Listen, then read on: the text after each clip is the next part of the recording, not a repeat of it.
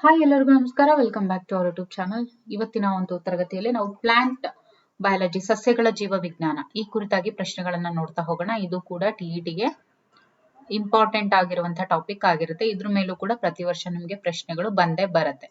Okay, ಸಸ್ಯಗಳ ಅಡುಗೆ ಮನೆ ಅಂತ ಹೇಳಿ ಯಾವುದನ್ನ ಕರೆಯಲಾಗುತ್ತೆ? ಸಸ್ಯಗಳ ಅಡುಗೆ ಮನೆ ಅಂತ ಹೇಳಿ ಎಲೆಯನ್ನ ಕರೆಯುತ್ತಾರೆ. ಬಿಕಾಸ್ ಏನು ಫೋಟೋಸಿಂಥಸಿಸ್ ಆಗುತ್ತೆ ಅದು ಎಲೆಗಳ ಮುಖಾಂತರ ಆಗೋದ್ರಿಂದ ಸಸ್ಯಗಳ ಅಡುಗೆ ಮನೆ ಎಲೆ.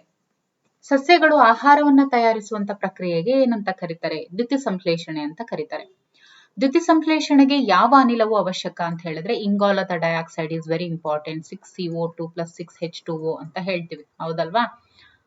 That is C6H12O6 + 6O2. Okay, ಸಸ್ಯಗಳಲ್ಲಿ ನೀರು ಮತ್ತು ಖನಿಜಗಳನ್ನು ಸಾಗಿಸುವಂತಹ ಅಂಗಾಂಶ ಯಾವುದು?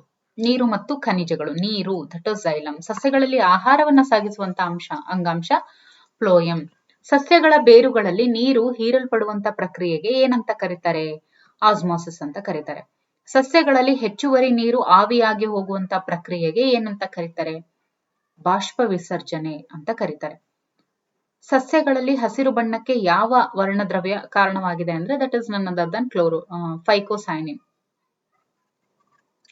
ನೋಡಿ, ಹಸಿರು ಬಣ್ಣಕ್ಕೆ ಯಾವ ವರ್ಣದ್ರವ್ಯ ಕಾರಣವಾಗಿದೆ ಅಂತ ಹೇಳಿದ್ರೆ that is phycocyanin, sorry chlorophyll. Okay, ಸಸ್ಯಗಳಲ್ಲಿ ಹಸಿರು ಬಣ್ಣಕ್ಕೆ ಯಾವ ವರ್ಣದ್ರವ್ಯ ಕಾರಣವಾಗಿದೆ ಅಂದ್ರೆ ಹಸಿರು ದ್ರವ್ಯ ಕ್ಲೋರೋಫಿಲ್. ಓಕೆ,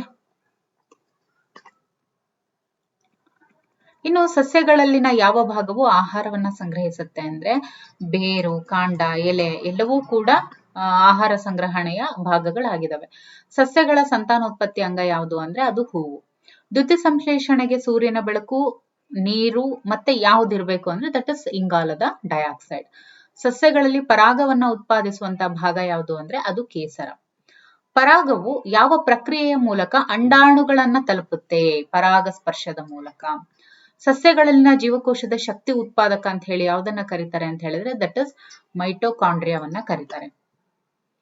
ಯಾವ ಹಾರ್ಮೋನ್ ಸಸ್ಯಗಳ ಕಾಂಡದ ಬೆಳವಣಿಗೆಯನ್ನ ಉತ್ತೇಜಿಸುತ್ತೆ ಅಂತ ಹೇಳಿದ್ರೆ that is auxin. Okay, auxin.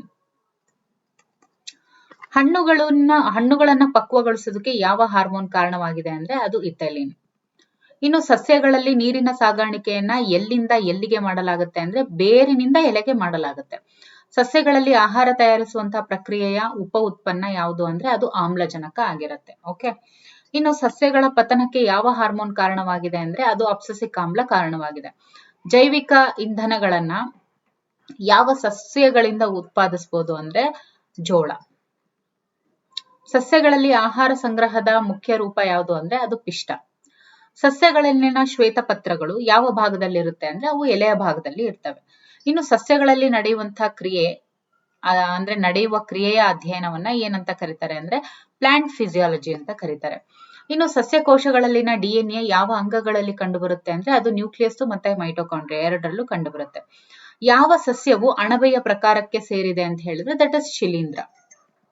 ಯಾವ ವಿಜ್ಞಾನದ ಶಾಖೆಯು ಕೇವಲ ಸಸ್ಯಗಳ ಅಧ್ಯಯನಕ್ಕೆ ಮಾತ್ರ ಸಂಬಂಧಿಸಿದೆ ಅಂದ್ರೆ ಅದು ಸಸ್ಯಶಾಸ್ತ್ರ. ದ್ವಿದಳ ಸಸ್ಯಗಳ ಬೇರುಗಳು ಯಾವುದನ್ನ ಹೊಂದಿದೆ? ಬೇರು ಎಲೆಯನ್ನ ಹೊಂದಿದೆ. ಸಸ್ಯಗಳ ಬೆಳವಣಿಗೆಯನ್ನ ಅಳೆಯೋದಕ್ಕೆ ಯಾವ ಉಪಕರಣವನ್ನ ಬಳಸ್ತಾರೆ ಅಂತ ಹೇಳಿದ್ರೆ ಸಸ್ಯಗಳ ಬೆಳವಣಿಗೆಯನ್ನ ಅಳೆಯೋದಕ್ಕೆ ಉಪಯೋಗಿಸುವಂತಹ ಒಂದು ಉಪಕರಣ ದಟ್ ಇಸ್ ಆಕ್ಸಾನೋಮೀಟರ್. ಅಣಬೆ ಯಾವ ರೀತಿಯ ಸಸ್ಯ? ಇದನ್ನ ಶಿಲೀಂಧ್ರ ಅಂತ ಕರೀತಾರೆ. ಯಾವ ಸಸ್ಯ ಹಾರ್ಮೋನ್ ಕೋಶ ವಿಭಜನೆಯನ್ನ ಉತ್ತೇಜಿಸುತ್ತೆ ಅಂದ್ರೆ ಅದು ಸೈಟೋಕೈನಿನ್. ಓಕೆ, ಸಸ್ಯಗಳಲ್ಲಿನ ಹೂ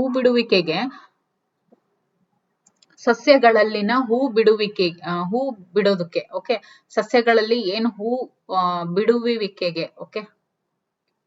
ಬಿಡುವಿಕೆಗೆ ಯಾವ ಹಾರ್ಮೋನ್ ಕಾರಣ ಅಂತ ಹೇಳಿದ್ರೆ ಸಸ್ಯಗಳಲ್ಲಿ ಏನು ಹೂ ಬಿಡ್ತವೆ ಅದಕ್ಕೆ ಕಾರಣ ಏನು ಅಂದ್ರೆ ದಟ್ ಇಸ್ ಡ್ಯೂ ಟು ಗಿಬರ್ಲಿನ್ ಅನ್ನೋ ಹಾರ್ಮೋನ್. ಸಸ್ಯಗಳು ಯಾವ ರೀತಿಯ ಬೆಳವಣಿಗೆಯನ್ನ ತೋರಿಸ್ತವೆ? ಅವು ಅನಿಯಮಿತ ಬೆಳವಣಿಗೆಯನ್ನ ತೋರಿಸ್ತವೆ. ಇನ್ನು ದ್ಯುತಿ ಸಂಶ್ಲೇಷಣೆಯು ಹಸಿರು ಕಾಯದ ಯಾವ ಭಾಗದಲ್ಲಿ ನಡೆಯುತ್ತೆ ಅಂದ್ರೆ ಅದು ಗ್ರಾನ ಮತ್ತೆ ಥ್ಯಾಲಕಾಯ್ಡ್ಸ್ ಅಲ್ಲಿ ನಡೆಯುತ್ತೆ. ಯಾವ ಹಾರ್ಮೋನ್ ಸಸ್ಯಗಳ ಬೇರುಗಳಲ್ಲಿ ಬೆಳವಣಿಗೆಯನ್ನ ನಿಲ್ಲಿಸುತ್ತೆ, ಸ್ಟಾಪ್ ಮಾಡುತ್ತೆ ಅಂದ್ರೆ ಅದು ಆಬ್ಸಸಿಕ್ ಆಸಿಡ್. ಸಸ್ಯಗಳಲ್ಲಿ ಕಾಂಡವು ಯಾವುದಕ್ಕೆ ಸಹಾಯ ಮಾಡುತ್ತೆ ಅಂದ್ರೆ ಪೋಷಕಾಂಶಗಳನ್ನ ಸಂಗ್ರಹಿಸೋದಕ್ಕೆ ಸಹಾಯ ಮಾಡುತ್ತೆ, ಎಲೆಗಳನ್ನ ಹಿಡಿದಿಡೋದಕ್ಕೆ ಸಹಾಯ ಮಾಡುತ್ತೆ, ಜೊತೆಗೆ ನೀರು ಮತ್ತು ಆಹಾರವನ್ನ ಸಾಗಿಸೋದಕ್ಕೂ ಕೂಡ ಸಹಾಯ ಮಾಡುತ್ತೆ.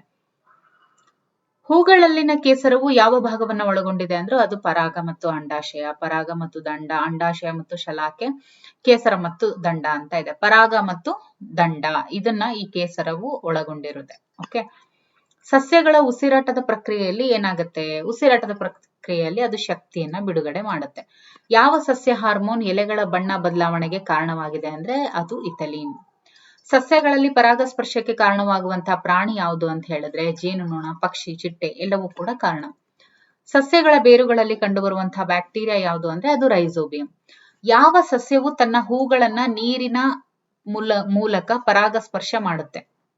ಯಾವ ಸಸ್ಯ ತನ್ನ ಹೂವುಗಳನ್ನ ನೀರಿನ ಮೂಲಕ ಪರಾಗಸ್ಪರ್ಶ ಮಾಡುತ್ತೆ ಅಂದ್ರೆ ಅದು ವ್ಯಾಲಿನ್.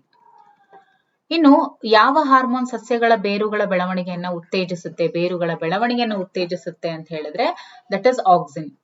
ಹೂವಿನಲ್ಲಿ ಯಾವ ಭಾಗವು ಪರಾಗವನ್ನ ಸಂಗ್ರಹಿಸುತ್ತೆ ಅಂದ್ರೆ ಅದು ಪರಾಗಕೋಶ. ದ್ಯುತಿಸಂಶ್ಲೇಷಣೆ ಪ್ರಕ್ರಿಯೆ ಎಲ್ಲಿ ನಡೆಯುತ್ತೆ ಅಂದ್ರೆ ಅದು ಎಲೆಗಳಲ್ಲಿ ನಡೆಯುತ್ತೆ. ಇನ್ನು ಮರಗಳಲ್ಲಿ ವಾರ್ಷಿಕ ಬೆಳವಣಿಗೆಯನ್ನ ಅಳೆಯೋದಕ್ಕೆ ಯಾವ ವಿಧಾನ ಬಳಸಲಾಗುತ್ತೆ ಅಂದ್ರೆ ವಾರ್ಷಿಕ ಬೆಳವಣಿಗೆಯ ವಲಯಗಳು. ಓಕೆ, ಸಸ್ಯಗಳಲ್ಲಿ ನೀರನ್ನ ಹೀರಿಕೊಳ್ಳುವಂತ ಪ್ರಕ್ರಿಯೆಯನ್ನ ಹೆಚ್ಚು ಮಾಡುವಂತ ಅಂಶ ಯಾವುದು ಅಂದ್ರೆ ಬೆಳಕು, ತಾಪಮಾನ, ಗಾಳಿ ಇವೆಲ್ಲವೂ ಕೂಡ ನೀರನ್ನ ಹೀರಿಕೊಳ್ಳುವ ಪ್ರಕ್ರಿಯೆಯನ್ನ ಜಾಸ್ತಿ ಮಾಡ್ತವೆ. ಇನ್ನು ಪರಾಗವು ಯಾವ ಭಾಗದಲ್ಲಿ ಇರುತ್ತೆ ಅಂದ್ರೆ ಅದು ಪರಾಗಕೋಶದಲ್ಲಿ ಇರುತ್ತೆ. ಇನ್ನು ಯಾವ ಸಸ್ಯ ದ್ವಿದಳ ಸಸ್ಯಕ್ಕೆ ಉದಾಹರಣೆಯಾಗಿದೆ ಅಂದ್ರೆ ಅದು ಕಡಲೆಕಾಯಿ. ಇನ್ನು ಸಸ್ಯಗಳಲ್ಲಿ ಬೀಜಗಳನ್ನ ಉತ್ಪಾದಿಸುವಂತ ಪ್ರಕ್ರಿಯೆಯನ್ನ ಸಂತಾನೋತ್ಪತ್ತಿ ಅಂತ ಕರೀತಾರೆ. ಸಸ್ಯಗಳ ಕಾಂಡಗಳು ಎತ್ತರಕ್ಕೆ ಬೆಳೆಯೋದಕ್ಕೆ ಕಾರಣವಾದಂತ ಹಾರ್ಮೋನ್ ಬಂದು ಗಿಬ್ಬರ್ಲಿನ್. ಇನ್ನು ಹೂವುಗಳಲ್ಲಿನ ಸ್ತ್ರೀ ಅಂಗ ಯಾವುದು ಅಂದ್ರೆ ಅದು ಅಂಡಾಶಯ. ಯಾವ ಹಾರ್ಮೋನ್ ಸಸ್ಯಗಳ ಬೆಳವಣಿಗೆಯನ್ನ ನಿಲ್ಲಿಸುತ್ತೆ ಅಂದ್ರೆ ಇಥಿಲೀನ್ ಮತ್ತೆ ಆಬ್ಸಿಸಿಕ್ ಆಸಿಡ್. ಯಾವ ಪ್ರಕ್ರಿಯೆಯ ಮೂಲಕ ಸಸ್ಯಗಳು ರಾತ್ರಿಯಲ್ಲಿ ಅನಿಲಗಳನ್ನ ವಿನಿಮಯ ಮಾಡ್ಕೊಳ್ತವೆ ಅಂತ ಹೇಳಿದ್ರೆ ಉಸಿರಾಟ. ಸಸ್ಯಗಳಲ್ಲಿ ನೀರು ಮತ್ತು ಪೋಷಕಾಂಶಗಳ ಸಂಗ್ರಹ ಎಲ್ಲಿ ಇರುತ್ತೆ ಅಂದ್ರೆ ಬೇರು, ಕಾಂಡ, ಹೂವು ಎಲ್ಲದರಲ್ಲೂ ಇರುತ್ತೆ. ಸಸ್ಯಗಳು ಸಾರಜನಕವನ್ನ ಯಾವ ರೂಪದಲ್ಲಿ ಹೀರ್ಕೊಳ್ತವೆ ಅಂತ ಹೇಳಿದ್ರೆ ಅಮೋನಿಯಾ ಮತ್ತೆ ನೈಟ್ರೇಟ್ ಫಾರ್ಮ್ಸ್ ಅಲ್ಲಿ ಅವು ಹೀರ್ಕೊಳ್ತವೆ. ಯಾವ ರೀತಿಯ ಪರಾಗಸ್ಪರ್ಶಕ್ಕೆ ಕೀಟಗಳ ಅಗತ್ಯ ಇದೆ ಅಂತ ಹೇಳಿದ್ರೆ ಗಾಳಿಯ ಪರಾಗಸ್ಪರ್ಶ, ನೀರಿನ ಪರಾಗಸ್ಪರ್ಶ ಮತ್ತೆ ಕೀಟಗಳ ಪರಾಗಸ್ಪರ್ಶ ಅಂತ ಇದೆ. ಸೊ ಕೀಟಗಳ ಅಗತ್ಯ ಇರೋದು ಕೀಟಗಳ ಪರಾಗಸ್ಪರ್ಶಕ್ಕೆ. ಯಾವ ಸಸ್ಯವು ಹಣ್ಣನ್ನ ಹೊಂದಿರೋದಿಲ್ಲ ಅಂದ್ರೆ ಕೋನಿಫರ್ಸ್. ಕೋನಿಫರ್ಸ್ ಏನಿದಾವಲ್ವಾ ಇವು ಹಣ್ಣನ್ನ ಒಳಗೊಂಡಿರೋಲ್ಲ. ದ್ಯುತಿಸಂಶ್ಲೇಷಣೆ ಪ್ರಕ್ರಿಯೆಯಲ್ಲಿ ಸಸ್ಯಗಳಿಗೆ ಯಾವ ಬಣ್ಣವು ಹೆಚ್ಚು ಪರಿಣಾಮಕಾರಿ ಅಂತ ಹೇಳಿದ್ರೆ ಕೆಂಪು ಮತ್ತು ನೀಲಿ. ಈ ಫೋಟೋಸಿಂಥಸಿಸ್ ನಲ್ಲಿ ಸಸ್ಯಗಳಿಗೆ ಯಾವ ಬಣ್ಣ ಹೆಚ್ಚು ಪರಿಣಾಮಕಾರಿ ಅಂದ್ರೆ ಕೆಂಪು ಮತ್ತೆ ನೀಲಿ. ಓಕೆ, ಇದನ್ನ ಚೆನ್ನಾಗಿ ನೆನ್ಪಿಟ್ಕೊಳ್ಳಿ. ಸಸ್ಯಗಳಿಗೆ ಯಾವ ಬಣ್ಣವು ಹೆಚ್ಚು ಪರಿಣಾಮಕಾರಿ ಅಂದ್ರೆ ಕೆಂಪು ಮತ್ತು ನೀಲಿ. ಎಲೆಗಳ ಮೇಲ್ಮೈಯಲ್ಲಿರುವಂತಹ ಬಣ್ಣ ಸಣ್ಣ ರಂಧ್ರಗಳಿಗೆ ಏನಂತ ಕರೀತಾರೆ ಅಂದ್ರೆ ಎಲೆಗಳ ಮೇಲ್ಮೈ ಮೇಲೆ ಸಣ್ಣ ಸಣ್ಣ ರಂಧ್ರಗಳು ಇರ್ತಾವಲ್ವಾ ಅವನ್ನ ಏನಂತ ಕರೀತಾರೆ ಅಂದ್ರೆ ಸ್ಟೊಮ್ಯಾಟೊ ಅಂತ ಹೇಳಿ ಕರೀತಾರೆ. ಸಸ್ಯಗಳಲ್ಲಿನ ಯಾವ ಹಾರ್ಮೋನ್ ಸಸ್ಯಗಳಲ್ಲಿ ಬದಿಯ ಬೆಳವಣಿಗೆಯನ್ನ ಉತ್ತೇಜಿಸುತ್ತೆ ಅಂದ್ರೆ ದಟ್ ಇಸ್ ಸೈಟೋಕೈನ್. ಝೈಲಂನ ಮುಖ್ಯ ಕಾರ್ಯ ಏನು? ಝೈಲಂನ ಮುಖ್ಯ ಕಾರ್ಯ ನೀರನ್ನ ಸಾಗಿಸೋದು ಜೊತೆಗೆ ಪೋಷಕಾಂಶಗಳನ್ನ ಸಾಗಿಸೋದು. ಇನ್ನು ದ್ವಿದಳ ಸಸ್ಯದ ಬೀಜವು ಯಾವ ಭಾಗಗಳನ್ನ ಹೊಂದಿರುತ್ತೆ ಅಂದ್ರೆ ಅದು ಭ್ರೂಣ ಮತ್ತು 2 ದಳಗಳನ್ನ ಹೊಂದಿರುತ್ತೆ. ಯಾವ ಹಾರ್ಮೋನ್ ಸಸ್ಯಗಳಲ್ಲಿ ಅರಳಿಸಲು ಸಹಾಯ ಮಾಡುತ್ತೆ ಅಂದ್ರೆ ಅದು ಫ್ಲೋರಿಜನ್. ಸಸ್ಯಗಳಲ್ಲಿನ ಯಾವ ಭಾಗದಲ್ಲಿ ನ್ಯೂಕ್ಲಿಯಸ್ ಇರೋದಿಲ್ಲ? ಕೋಶ, ಪರಾಗ, ಹಸಿರು ಕಾಯ, ದಂಡ ಅಂತ ಇದೆ. ಸಸ್ಯಗಳಲ್ಲಿ ಯಾವ ಭಾಗದಲ್ಲಿ ನ್ಯೂಕ್ಲಿಯಸ್ ಇಲ್ಲದೆ ಇರುವಂತಹ ಭಾಗ ಬಂದು ದಟ್ ಇಸ್ ದಂಡ. ಸಸ್ಯಗಳು ಯಾವ ರೀತಿಯ ಆಹಾರವನ್ನ ಉತ್ಪಾದಿಸ್ತವೆ ಅಂದ್ರೆ ಅದು ಪಿಷ್ಟ. ಹೂವಿನಲ್ಲಿರುವಂತಹ ಹಸಿರು ಬಣ್ಣದ ಭಾಗವನ್ನ ಏನಂತ ಕರೀತಾರೆ ಅಂದ್ರೆ ಅದನ್ನ ಪುಷ್ಪ ಪಾತ್ರೆ ಅಂತ ಹೇಳಿ ಕರೀತಾರೆ. ಇನ್ನು ಸಸ್ಯಗಳ ದ್ಯುತಿಸಂಶ್ಲೇಷಣೆಯ ಪ್ರಮುಖ ಉತ್ಪನ್ನ ಬಂದು ಸಕ್ಕರೆ ಮತ್ತು ಆಮ್ಲಜನಕ. ಸೊ ಸಕ್ಕರೆ ಮತ್ತು ಆಮ್ಲಜನಕ ಏನಿದೆ ಇದು ಫೋಟೋಸಿಂಥಸಿಸ್ ನ ಪ್ರಾಡಕ್ಟ್ಸ್ ಆಗಿರುತ್ತೆ. ಯಾವ ರೀತಿಯ ಸಸ್ಯವು ನೇರವಾಗಿ ನೀರನ್ನ ಹೀರಿಕೊಳ್ಳೋದಿಲ್ಲ ಅಂತ ಹೇಳಿದ್ರೆ ನೇರವಾಗಿ ನೀರನ್ನ ಹೀರಿಕೊಳ್ಳದೇ ಇರುವಂತದ್ದು ಅಂತ ಹೇಳಿದ್ರೆ ದಟ್ ಇಸ್ ಶಿಲೀಂಧ್ರ.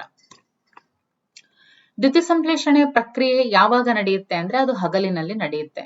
ಇನ್ನು ಯಾವ ಸಸ್ಯವು ಪರಾವಲಂಬಿ ಸಸ್ಯಕ್ಕೆ ಉದಾಹರಣೆ?